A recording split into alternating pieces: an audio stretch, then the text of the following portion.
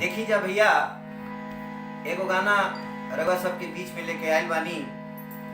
पहले रउआ सबे जानत होखब जा, पहले टेलीफोन के जमाना रहे, पर आज तो जमाना तनी मॉडर्न हो गईल बा।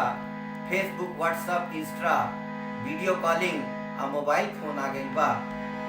तो एगो मेहरारू नैहर जाए वाला बाड़ी, लेकिन उनकर मरद के फोन आइल बा, तो झूम के खुश होके का कहतड़ी भैया, ये गाना में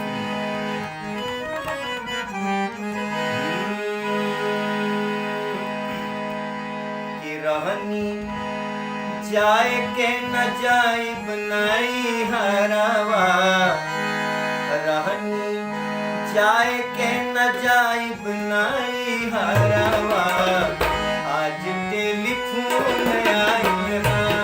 रहनी जाए के न जाई बनाई हरावा, आज मोबाइल पे फोन आई ना। सैया छुट्टी लेके आवत बाड़न घरवा,